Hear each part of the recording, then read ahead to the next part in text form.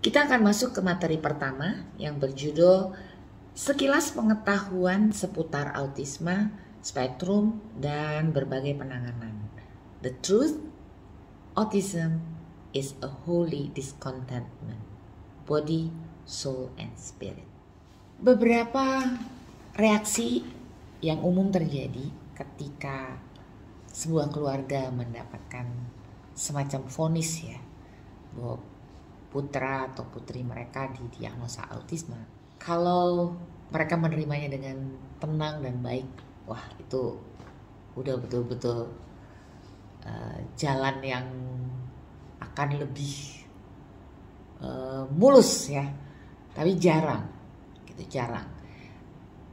bisa orang-orang ini berpikir ini hukuman, ini buatan iblis lah, ini keteledoran dan lain sebagainya. Tapi one thing kita perlu ingat sebagai konselor, Tuhan tahu persis apa yang kita alami, dan Dia tetap maha kuasa, dan Dia tetap satu-satunya yang dapat memberi solusi dari mulai miracle jangka panjang maupun mukjizat jangka pendek ya. Tuhan tuh bisa memberikan semuanya ya.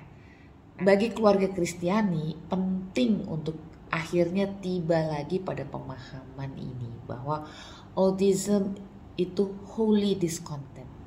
Diagnosa ini akan mengganggu keadaan contentment atau damai sejahtera atau keseimbangan di sebuah keluarga tentunya. Dan ketakutan akan masa depan dan ketakutan akan hidup yang tidak lagi nyaman, belum lagi emosi negatif seperti guilt, envy, blame, bahkan menyalahkan keturunan di atas kita dan lain-lain. Dan itu tidak sepenuhnya salah loh. Itu memang sesuatu, itu memang fakta dan banyak dibuktikan sekarang. Tapi itu membuat kita satu keluarga merasakan discontentment, ketidaknyamanan ya, terusik semuanya. Dan kita dipaksa keluar dari zona nyaman. Jika mengikuti emosi, kita akan merasa ditinggalkan oleh Tuhan. Tetapi iman percaya kita berkata tidak ada satupun yang terjadi di luar pengetahuan dan izin Tuhan, bukan. Dan janji Dia tidak pernah berubah bagi orang percaya. Dia tidak akan meninggalkan mereka. Nah, sebagai konselor dengan lembut, kita perlu terus mengiring dengan doa bertalu-talu dan belief system serta sikap hati yang benar. Bahwa untuk orang percaya, autism adalah holy discontentment. Sebuah ketidaknyamanan yang kudus. Yang kudus teman-teman. Please remember this. Ini bukan berarti orang tua tidak boleh mengeluh, orang tua tidak boleh menangis, tidak boleh depresi dan lain sebagainya. Tetapi keadaan ini jika terus diterima dan dikerjakan perlahan demi perlahan dengan berserah untuk waktu yang akan berbeda bagi setiap keluarga, terang pasti akan muncul. Pasti. Karena mereka itu perlu energi untuk bekerja. Dan energi ini bisa didapatkan dari kesadaran mereka bahwa Allah sangat mengasihi keluarga ini. Allah bukan sedang mengutuki, Allah sedang mengasihi. But yes, we have to work hard. Dan bekerja keras di sini sama sekali bukan kutukan. Ya, kita sedang bekerja keras untuk menyatakan iman kita bahwa kita percaya anak ini adalah anak yang diciptakan indah. Ya, dunia bisa mengatakannya autisme, tapi Tuhan punya rencana besar. Kita tetap harus kerja keras ya. Dan peran konselor di sini sangat besar. Oke? Karena orang-orang tua ini mereka akan mendapatkan komentar-komentar yang seperti saya terima. Saya ini ngomong begini bukan teoritis. Saya udah menerima semua itu. Saya dan suami saya dan keluarga saya. Menerima sesahan, menerima komentar dari orang-orang terdekat, dari lingkungan, bahkan dari diri sendiri. Dan itu sangat mematahkan semangat. Kehadiran kita semua sebagai konselor, sebagai tiang doa, sebagai sahabat dari pasangan dan keluarga itu akan membantu mengembalikan keseimbangan. Karena ini adalah holy discontentment, sebuah ketidaknyamanan tapi yang kudus sifatnya. Karena kita tahu ada rencana besar yang melampaui kemampuan kita untuk kita mengerti. Jadi nggak usahlah berusaha untuk terlalu mengerti, bahkan berasumsi. Bisa celaka kita. Dan itu akan terungkap di sepanjang perjalanan. Jika kita memilih percaya dan hidup dalam ketidaknyamanan yang kudus ini. Dan tetap saling mengasihi di dalam keluarga, terutama antara suami dan istri. Pewahyuan demi pewahyuan akan terus bermunculan seperti tiang awan dan tiang api bagi bangsa Israel. Dan tidak akan sama di setiap keluarga. Karena autisme, ingat, bukan disease atau penyakit. Dia adalah sindroma, yaitu kumpulan dari berbagai gejala yang mirip-mirip, makanya dijadiin satu namanya autisme. Dan sesungguhnya faktanya tidak ada satupun anak yang sama persis gejalanya. Apalagi kalau kita memeriksa laboratorium, akan berbeda-beda semua. Dan penyebabnya untuk setiap anak berbeda-beda. Nah, jadi untuk memahami semua yang terjadi, kita perlu memahami konsep dasar dari sosok seorang manusia. Ini dia. Aku ambil alat peraga ya. Manusia terdiri dari 3 komponen. Ini benar-benar penting untuk bisa mencerna semua ini. Katakan ini, seorang anak atau kita lah. Ini adalah tubuh, ya. Ada tubuh ini adalah sebuah rumah atau kendaraan bahkan. Dan tubuh ini dibentuk di rahim ibu. Dia punya komponen genetika, ya. Dan tubuh ini mengalami pembentukan, dia lahir, lalu terus bertumbuh, ya. Dia tumbuh dan berkembang, jadi tumbuh kembang. Kita lihat ada komponen tubuh ini, ada kepala, ada badan, ada anggota tubuh, dan di dalamnya ada ini, ya. Ada otak, ya. Ada jantung, ada paru, ada sistem pencernaan, ada liver, dan semua terdiri dari sel. Semua ini, setiap organ ini dan semua ini itu ada unit terkecil yang namanya sel, ya. Nah, contohnya, tubuh ini harus dipelihara dengan baik. Karena kita membutuhkan tubuh ini sebagai kendaraan kita untuk berfungsi sebagai manusia. Contoh, kita haus, kita ingin minum, maka tubuh ini akan berjalan ke dispenser, tangan mengambil gelas, lalu jari menekan dispenser, dan tangan membawa gelas ke mulut dan minum. Jadi kita butuh tubuh ini, ya. Action dilakukan oleh tubuh, bicara itu semua oleh tubuh, action juga. Tapi yang punya keinginan, contohnya ingin minum tadi, ya, atau ingin membeli A, ingin membeli B, ya, macam-macam. Itu yang punya keinginan adalah komponen kedua. Dia adalah ini, komponen yang tidak terlihat. Jadi ini tubuhnya, ini komponen jiwanya, komponen jiwa, ya. Jiwa adalah komponen yang mempunyai kehendak, ya, yang punya kemauan, yang punya wants, will, dan jiwa adalah bagian atau komponen yang punya emosi, perasaan, dan yang berpikir, yang thinking. Tubuh punya otak, tapi yang do the thinking, yang berpikir adalah jiwanya, ya. Dan ada satu lagi komponen yang terpenting, terlebih ketika kita akan bicara tentang autisme, adalah komponen roh. Ya, jadi ini tadi ada tubuh, ada jiwa, dan ada roh. Ini yang terpisah dari Allah Bapa. Semua kita sudah terpisah kan? Makanya aku ambil rohnya hitam. Dan kalau kita sudah menerima Kristus dan lahir baru, roh kita jadi ya putih. Ini paling gampang ya untuk menjelaskan kepada anak-anak berkebutuhan khusus. Jadi ini roh. Apa sih itu roh? Ini adalah komponen terpenting karena ini roh manusia. Ini adalah bagian yang paling esensial dari manusia. Kalau orang traditional Chinese medicine bilang ini shen, ya, kita bisa lihat di mata seseorang.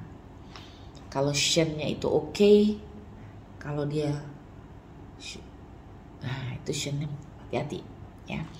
Nah, komponen ini adalah komponen yang berhubungan dengan Allah. Dia adalah komponen yang bisa bercakap-cakap dengan Allah, bisa berdoa. Dan di sini letaknya komponen pengertian atau understanding, komponen hikmat, nasihat, keperkasaan, pengenalan, dan takut akan Tuhan. Dengan catatan jika roh manusia ini dihidupkan kembali, ya. Jadi rohnya seperti ini, nah itulah dia yang berkembang seperti tadi. Nah, autisme kita harus mengerti dengan melihatnya bahwa kondisi itu terjadinya di part yang namanya tubuh. Jadi autisme itu bukan sakit jiwa. Karena ada something happen di tubuhnya, maka tubuh ini berfungsinya jadi bermanifestasinya menjadi perilaku yang agak aneh. Dia tidak bermasalah jiwanya, rohnya terlebih, ya. Dia nggak masalah, tapi tubuhnya bermasalah. Nanti kita lihat.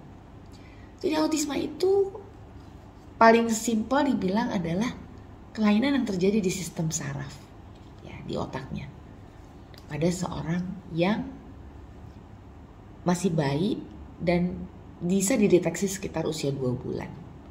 Dan autisme itu merupakan salah satu gangguan perkembangan yang merupakan bagian dari gangguan spektrum autisme. Di situ ada mulai dari yang paling ringan itu gangguan perkembangan pervasif, ya, sampai autisme. Jadi autisme itu adalah yang terberat, ya, di dalam disorder autism spectrum namanya, ya, autism spectrum disorder. Sekali lagi mengingatkan, autisme bukan penyakit kejiwaan karena ia merupakan suatu gangguan yang terjadi pada otak sehingga menyebabkan otak tersebut tidak dapat berfungsi selayaknya, ya. Jadi dia tidak dapat berfungsi seperti orang-orang tipikal atau orang-orang yang katanya normal yang di sekitarnya, jadi seperti kita. Nah, karena otak ini tidak berfungsi dengan baik, maka manifestasinya di perilaku. Ada yang self-esteem dan lain-lain, nanti kita pelajari. Tapi itu terjadi akibat manifestasi something happen di brain, di otaknya. Oke? Ini very important. Karena ada orang yang melayaninya terus dengan menengking-nengking. Anaknya ditengkingin. Ya. Nah, seseorang dikatakan menderita autisme apabila mengalami satu atau lebih dari karakteristik berikut ini. Kesulitan berinteraksi sosial secara kualitatif, kesulitan dalam berkomunikasi secara kualitatif, menunjukkan perilaku yang repetitif, yang berulang, perilaku, ya, dan mengalami perkembangan yang terlambat atau tidak normal. Dan kita pahami itu semua tadi karena something happen to the brain, ada cedera, ya. Nah, di Amerika Serikat kelainan autisme itu 4 kali lebih sering ditemukan pada anak laki-laki dibandingkan anak perempuan. Dan lebih banyak diderita oleh keturunan Eropa Amerika dibandingkan dengan yang lainnya. Di Indonesia pada tahun 2013 diperkirakan terdapat lebih dari 112.000 anak yang menderita autisme dalam usia 5-19 tahun. Sedangkan prevalensi penyandang autisme di seluruh Indonesia menurut data UNESCO pada tahun 2011 adalah 6 di antara 1.000 orang mengidap autisme. Nah, seseorang itu dikatakan menderita autisme apabila mengalami satu. Tadi kita udah lihat ya ciri-cirinya. Dan tampilannya bermacam-macam. Ada yang ngomong, ada yang gak ngomong, ada yang ngomong terus, ada yang. Jadi kita bingung, autisme ini seperti apa ya gitu. Tapi ada cirinya memang. Mereka seperti sulit sekali berkomunikasi. Yang ngomong pun seperti terhambat atau muter-muter. Sulit sekali buat dia untuk menyampaikan. Ingat, ada something happen di brainnya, ya.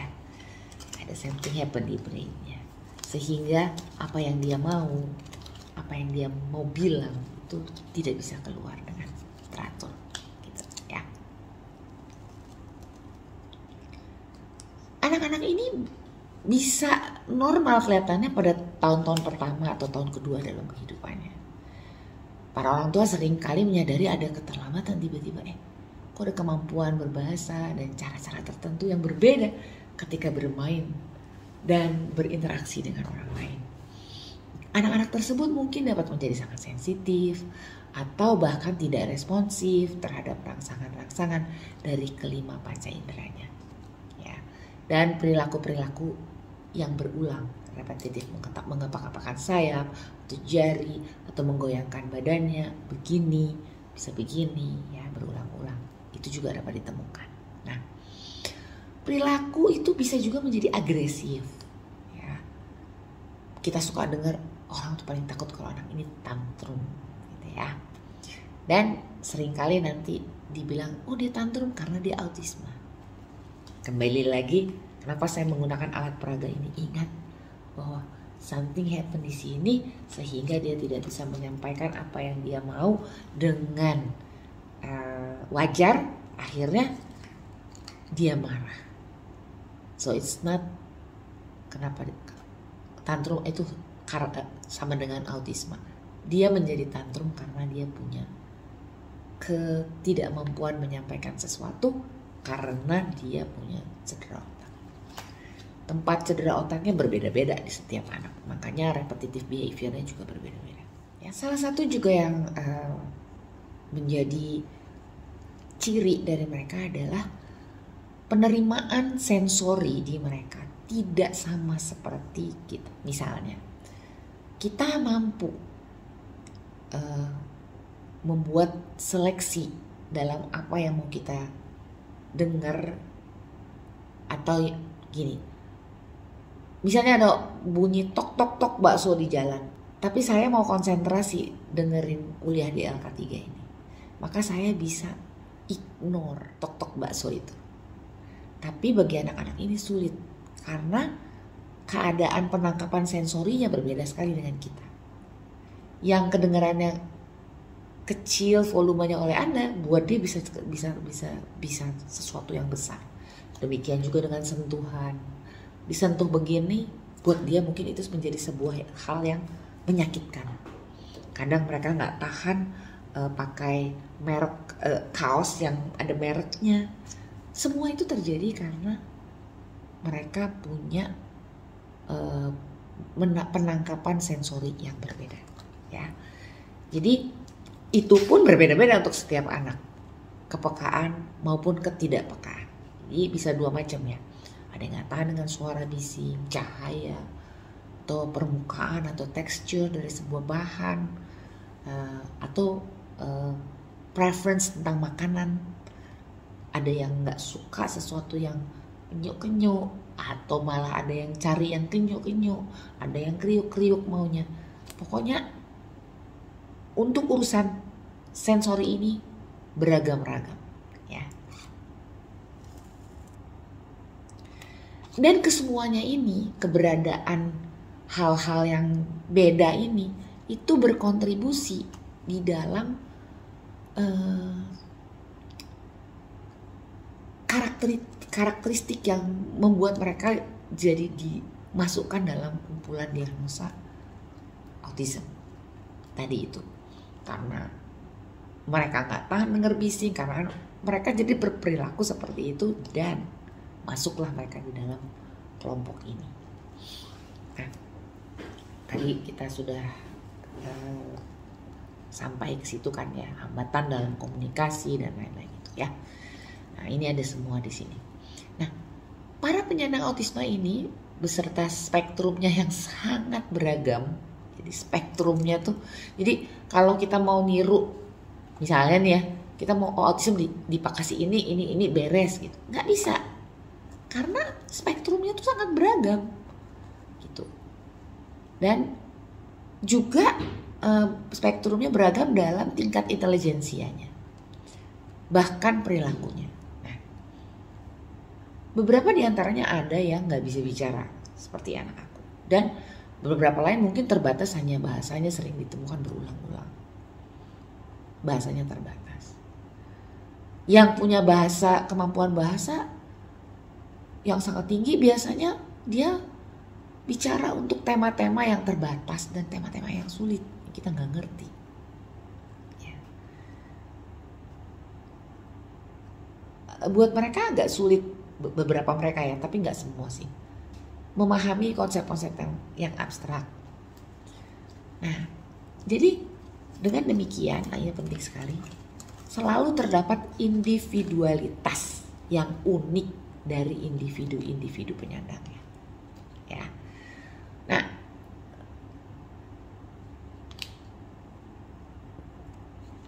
satu hal yang konselor perlu ingat supaya orang tua tidak terlewat. Dengan kita mengetahui ini ya, tubuh, jiwa, dan roh,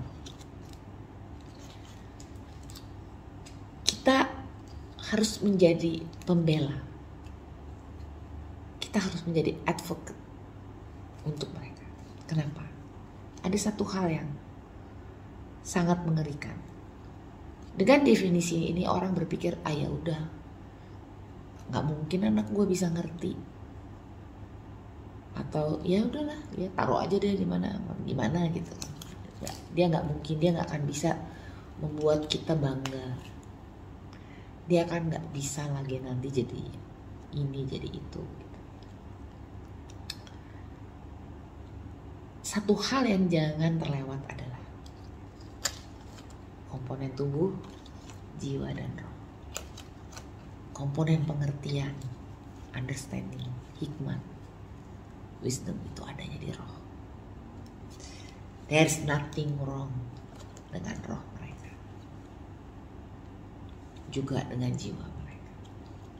Tapi kalau kita shower mereka, kita hujani mereka dengan kasih. Ku kasihi kau dengan kasih Tuhan. Kulihat di wajahmu kemuliaan Allah, even dia autistik. Dan terus kita katakan, terus kita nyanyikan, terus watch, dia akan tumbuh, roh jiwanya akan tumbuh, dan ini pun akan pelan-pelan mengikutinya. Ya, selama rohnya ini merasa dikasihi. Tapi yang paling penting untuk diingat ini, karena tubuhnya mengalami korslet kan di otaknya, jadi wajahnya itu otot-ototnya sulit untuk tersenyum, matanya sulit untuk diarahkan. Kita akan melihat dia seperti cuek aja. Kita akan bilang, gue udah ngomong sama dia, gue udah mengasihi dia, menyayangi dia, udah nyanyi-nyanyi, dia begitu aja. Maka kita akan berhenti. Kita akan berhenti shower dia dengan kasih sayang. Itu jangan sampai terjadi. Bisa dimengerti kalau orang tua lelah, kalau saudara-saudara lelah melihat perilaku dia. Tapi Anda sebagai konselor terus membangkitkan itu.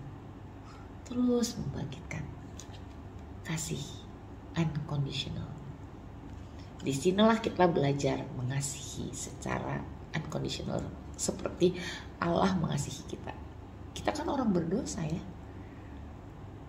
Nyebelin banget, tapi Tuhan mau turun dari surga, meninggalkan surga, turun menjadi sama dengan manusia,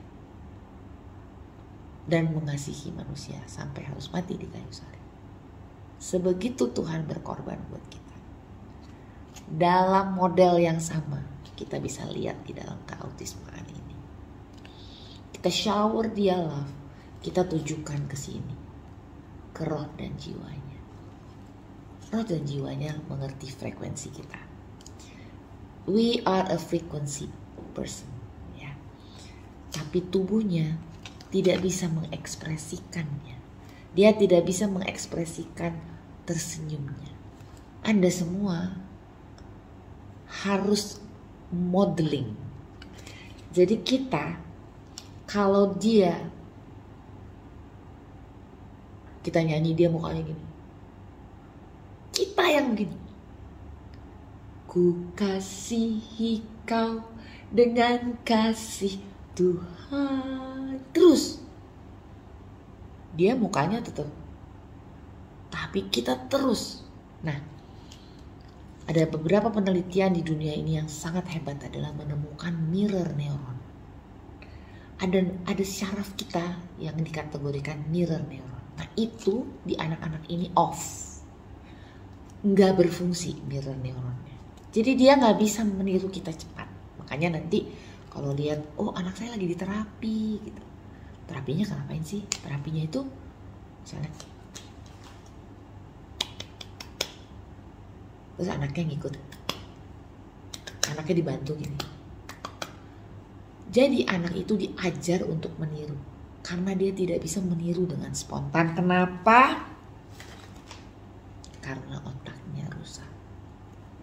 Tapi jalur itu bisa ditemukan lagi dalam terapi.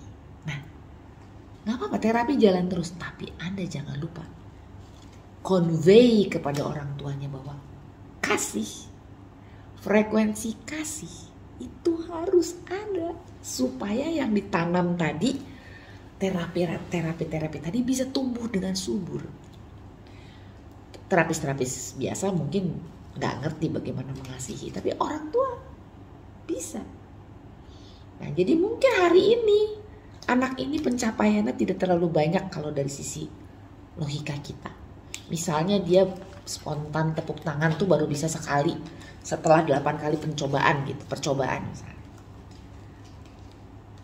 Kalau kita menilai anak ini dari sisi duniawi, kita akan bilang, ya kok dari 8 kali latihan kamu cuma bisa 1. Tapi kalau kita datang dengan wisdom kerajaan Allah, kita akan bilang seperti Tuhan Yesus, seperti bapak dari anak yang hilang itu. Begitu anaknya muncul, sebentar aja dia udah lari jemput. Kita juga begitu.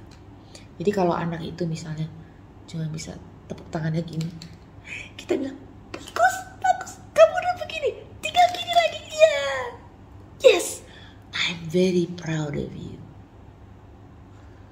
Walaupun mukanya gini, itu I can assure you, jiwa dan rohnya itu sukacita banget. Sukacita banget dia dipeluk sama ibu bapaknya. Atau ibu bapaknya bilang, yes. Tapi kita jadi kayak orang gila. Karena anaknya belum, kita tetap nggak berhenti untuk terus tersenyum dan memuji. It takes lots of energy. Memerlukan semangat, memerlukan cinta yang kita cuma bisa dapat dari, kita hanya bisa mencintai kalau kita sudah dicintai oleh Tuhan dan menerima cinta Tuhan. Kita gak bisa bilang, ku kasihi kau dengan kasih Tuhan, kalau kita sendiri belum penuh dengan cinta. Kalau tuduhan orang kepada kita, cibiran kepada kita tentang anak kita autis, itu belum kita selesaikan, belum kita bisa terima semua itu, belum kita serap dan kita bawa ke Tuhan, kita nggak mungkin bisa melakukan itu. So that's why Bapak, Ibu, dan Saudara, kenapa saya menggunakan boneka ini. Karena kita harus tahu bahwa autisme itu adanya di cedera di otak. Tapi dok, bukannya cedera otak itu gak bisa diapa-apain lagi? Oh iya, kalau itu kita ngomong ala dunia. Ini adalah sesuatu yang emang susah banget. Tapi kita kan punya a big God. Ada satu kebiasaan yang kurang baik. Kita pikir we have a big God, biar dia yang kerja, kita ngaco-ngaco. Atau kita tidur-tidur aja. Atau kita udah serahin aja. No, Tuhan itu maunya bekerja sama dengan kita. Walaupun dia bisa mengerjakannya sendiri. Kenapa? There's nothing wrong dengan anak ini. There's nothing wrong with us. Kita ada di dalam sebuah perjalanan di mana kita semua, termasuk para konselor, kita akan belajar. Karakter kita akan dibentuk. Kita akan digembleng dan kita akan menemukan bahwa kita ternyata mampu. Kita ternyata kuat berdiri bertahun-tahun membesarkan seorang anak walaupun dia masih tetap begitu. Nggak apa-apa. As long as kita sudah mengerjakan sesuai dengan apa yang kita believe.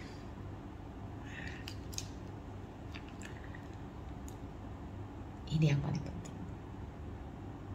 Loh, dok, bukannya banyak anak autis yang sembuh? Banyak. Tapi banyak juga yang enggak.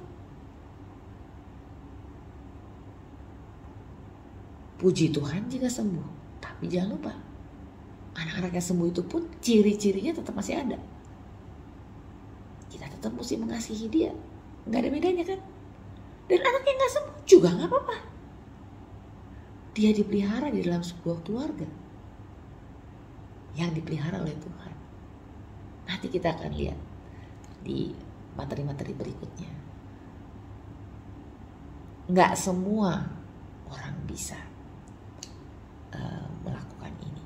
Hanya orang-orang yang bersandar kepada pengertian, kepada kekuatan Tuhan, yang bisa melihat hari itu hari lepas hari. Itu yang survive. Yang sulit survive adalah orang-orang yang selalu memikirkan bagaimana nanti kalau aku sudah mati. Which is that is a very true question. Nah, jadi kita nanti akan membeberkan materi strategi-strategi yang bisa kita atur, tapi strategi yang sesuai dengan arahan firman. Saya paling sering dengar orang tanya begini sama saya, terus gimana dong Nia, nanti kalau kamu gini-gini. Aku bilang aku juga gak bisa jawab, benar-benar gak bisa jawab. Tapi udah 26 tahun dan Tuhan gak pernah meninggalkan kami. Ya kan? Iya juga sih. Terus aku tanya, emang kamu tahu anak kamu yang normal di rumah itu jadi apa nantinya? Iya juga sih. Ya, nobody knows.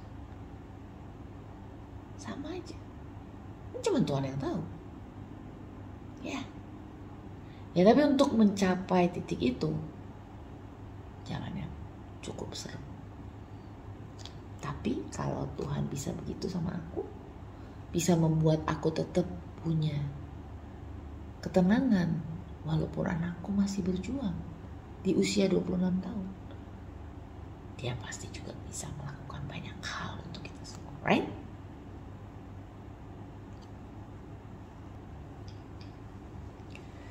Saya pernah buat survei kecil-kecilan waktu saya membawakan sebuah acara yang namanya Stay at Home with an autistic person. Itu seru juga. Waktu pandemi COVID-19 lagi heboh-hebohnya, kan orang-orang kan gak boleh keluar rumah, gak boleh pergi terapi, gak boleh pergi lain-lain gitu. Orang-orang yang kayak saya yang sudah memutuskan. Jadi 26 tahun yang 24 tahun yang lalu suamiku memutuskan bahwa suamiku dan aku memutuskan bahwa dia yang cari nafkah, saya yang mengurus di rumah gitu. Pada waktu itu kita dua-duanya berkarir. Kemudian pada saat itu melihat situasi anak kita memutuskan untuk saya berhenti berkarir keluar, tapi tetap berkarir di dalam, yaitu mengurus anak-anak dan mencari segala sesuatunya yang bisa kita kerjakan untuk band. Jadi tidak ada satupun batu yang leave unturned gitu loh ceritanya. Nah itu cukup seru ya, perjuangan itu cukup seru karena aku memang bukan orang yang modelnya di rumah terus gitu. Jadi buat aku juga itu sesuatu perjalanan ya, perjuangan lah gitu. Tapi di tahun lalu itu di waktu lagi COVID-19 merebak gila-gilaan itu, aku justru dapat tawaran permintaan untuk live di Facebook berseri-seri, dan itu Anda bisa lihat nanti di Linktree ya, Linktree aku. Nah itu ternyata banyak sekali orang yang membutuhkan kiat bagaimana stay at home, punya anak autis, karena nggak ada yang experience itu rata-rata, karena kan selalu dikirim atau ada terapisnya atau siapanya gitu ya, ada pembantunya khusus, ibunya nggak ada di rumah gitu. Jadi disitulah terkuak gitu loh, bahwa ternyata wah terima kasih Tuhan, aku dulu udah memutuskan untuk stay at home. Buat aku nggak ada bedanya COVID-19 atau enggak gitu ya, karena kita memang udah di rumah gitu. Dan ternyata ada satu kisah di Amerika, orang-orang the haves yang kaya-kaya yang punya anak autis itu mereka bisa menyewa sebuah rumah penitipan anak autis yang bagus banget lah, per bulannya juga mahal banget gitu. Lah tapi begitu ada COVID semua dipulangin, mereka no nonsense kan, bingung, nggak bisa apa-apa, nggak tahu mau ngapain gitu. Nah waktu itu saya buat survei karena kan saya pengen tahu dong apa yang mesti saya omongin di waktu-waktu yang nggak banyak itu. Antara lain orang-orang itu tidak mengerti dan takut sekali kalau anak ini tantrum seperti apa gitu. Nah aku nggak bisa ceritakan di sini dan bukan kapasitasnya ya, aku menceritakan dengan technical. Tapi apa yang Alkitab itu gariskan, itulah sebenarnya penanganan tantrum yang benar. Iya, ternyata kalau kita di sekelilingnya itu terbiasa untuk mengasihi dia, walaupun dia mungkin perilakunya aneh, bahkan kita join dia, misalnya nih dia lari-lari, kita juga lari-lari di sebelahnya, jadi dia merasa punya teman. So we build bridge. Kita bangun jembatan antara dia dan aku. Jadi kalau dia senengnya misalnya jejer-jejerin kereta-keretaan, ya kita jejer-jejerin juga kereta-keretaan sambil ketawa ke dia. And then he said, Mama berteman sama aku.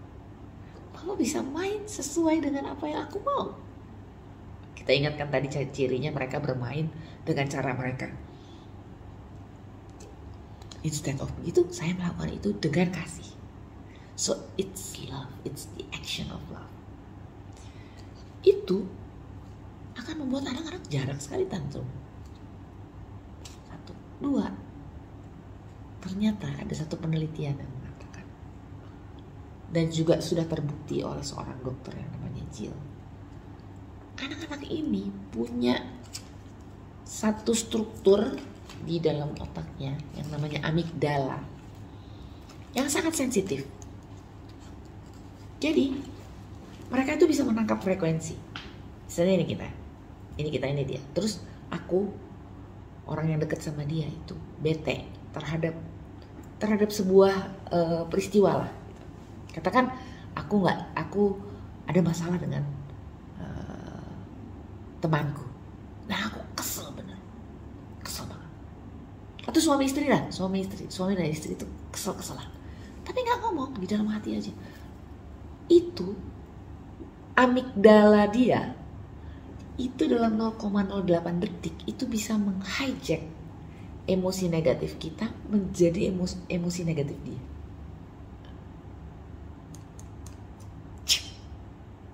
Tantrum. Makanya sering orang menulis autism, tantrum, tidak ada alasan, tiba-tiba. Ternyata saya belakangan nggak ada yang namanya nggak ada alasan, tapi frekuensi kita itu sedemikian hebatnya dan dia itu sedemikian pekanya. Ingat ya, dia kan punya modalitas sensori yang berbeda dengan kita. Jadi ada gelombang apa gitu ya, yang panas gitu dari kita, ditangkap, duang, tiba-tiba tantrum. Nah, as counselor, kalau kita terus bisa convey kasihnya Tuhan, dan kita mempersiapkan orang tua ini untuk siap kalau ketemu anaknya, siap mengasihi unconditional. Ya, jadi mungkin kalau punya keselan atau apa itu diselesaikan dulu gitu loh. Jangan pulang ke rumah atau masuk kamar anak kita dengan keadaan yang gak karuan. Kita jangan lupa Efesus 4 ayat 26 kan bilangnya sebelum matahari terbenam itu kita mesti beresin semuanya itu. Kenapa? Terlebih kalau kita punya anak autis. Aku pernah kayak gitu. Aku aku pindah dari kamar depan ke kamar belakang dengan kesel. Terus aku masuk kamarnya dia. Begitu aku masuk, dia lagi tenang-tenang, tiba-tiba dia gini. Loh, kenapa ya? Untungnya aku tuh ya udah semalam hampir gak tidur. Kenapa? Aku gak tahu kenapa. Terus aku kan punya mekanisme komunikasi dengan tunjuk huruf, namanya facilitated communication. Dan si Ben ini kita train bener-bener dari awal ya, terutama tentang imannya. Ben bisa terima Yesus dengan tunjuk yes, no gitu. That it's another thing. Aku dulu pernah demosi di RK3. Nah,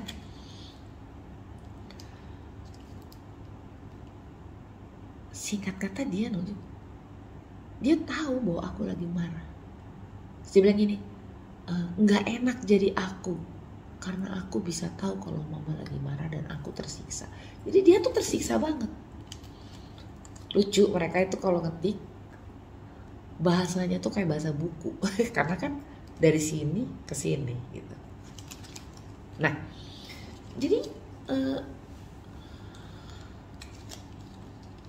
itu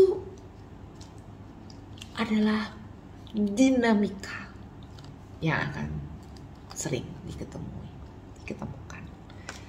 Yang penting sesi ini saya ingin, karena ini adalah materi pertama, saya ingin menyampaikan agak lebih panjang dan mendalam supaya mempunyai gambaran dulu. Nanti satu-satu kita akan bahas di materi-materi berikutnya, dan goal aku adalah ibu, bapak, saudara semua menjadi orang-orang yang peka. I think yang pertama kita tahu dulu kayak apa sih autisme ini, ya kan? Dan apa yang terjadi sehingga dia muncul bermanifestasi seperti seorang yang autisme. Dan kenapa menurut aku pedang yang pertama adalah kasih Tuhan itu. Kenapa? Karena begitu kita menerima kasih Tuhan itu, kita menyadari bahwa kita ini gak pantas, ya kan, dikasihi. Ya, oleh karena itu kita jadi bisa mengasihi orang-orang yang juga kayak gak pantas kata dunia ini untuk dikasihi. Kalau dengar cerita beberapa orang ya, ada yang anaknya ditaruh di tempat lain, ada yang kita nggak bisa menghakimi karena kita juga nggak tahu permasalahannya seperti apa. Tapi aku teramat yakin orang tua itu pasti juga nggak bisa tenang di rumah. Nah, oleh karena itu kita harus memutus mata rantai ini dan harus memperkuat hati, pikiran, dan harapan dari orang tua dan anak-anak di rumah itu, ya, sibling-siblingsnya, sehingga kasih Tuhan itu terus yang akan nurture mereka apapun yang terjadi, karena it's the best place ya untuk menemukan itu di hati kita. Dan itu juga akan membuat kita nanti bertumbuh tanpa menjadi orang yang sakit-sakitan. Karena ada satu hal di sini, kalau kita comprehend terus, merenungkan terus firman dan merenungkan terus kasih Allah itu dan menyampaikannya kepada orang di sekitar kita, maka hormon stres kita tidak akan tinggi. Sekarang sudah terbukti di medis, hormon stres itulah yang menyebabkan berbagai penyakit degeneratif. Gitu. Jadi autism is a holy discontentment. Bagi saya menemukan cinta sejati dari Tuhan saya. Kenapa? Karena saya merasa orang yang gak pantas, banget gak pantas. Ya, dari sombong saya berpindah dan menjadi orang yang merasa tidak layak. Nah, disitulah ternyata saya menemukan bahwa kasih Tuhan kepada orang yang tidak layak itulah obatnya, remedi dari semuanya. Dan ketika kami sebagai orang tua mendapatkan itu, kami bisa mengasihi anak kami apa adanya, tapi tidak membiarkan dia apa adanya. Ya, kami juga bisa mendapatkan belief system bahwa Ben dan teman-temannya tertentu bukan sebuah mistake, bukan sebuah kesalahan. Ya, bahwa ada purpose di mereka. Ya, mungkin kita kan taunya kalau ditanya kepinginnya anakmu jadi apa, jadi dokter, jadi ini, jadi itu gitu ya. Tapi nanti saya akan bagikan link di mana Anda bisa melihat apa yang saya utarakan kepada seseorang konselor saya yang namanya Messi. Sebenarnya dia anak konselor saya, tapi saya anggap dia konselor saya karena ayahnya jadi Alzheimer. Nah, di situ Anda bisa lihat bahwa just by being Ben, itulah purpose-nya. Ya, keberadaan dia, kehadiran dia itu make the most dari orang tua dan kakak-kakak dan kakak-kakaknya dan orang-orang di sekitarnya. Jadi bukan dia jadi sesuatu, tapi by being him, by being Ben, dia mentransform orang-orang di sekitarnya. Karakter kita jauh membaik. Kita akan beristirahat dan Anda boleh menjawab sendiri di hati apa yang Tuhan Yesus, Roh Kudus, dan Allah Bapa taruh di dalam hati, dan tolong tulis di chat ya. Untuk kali ini kita belum masuk ke breakout room. Kita masih tulis di chat nama, kemudian apa yang Roh Kudus taruh di hati saya. Kemudian tulis lagi nama, ada pertanyaan. Dan aku minta panitia tolong di compile dan dikirim as word ke aku ya. Oke. Kiranya kita semua mendapatkan pencerahan yang baik di sesi ini. Salam.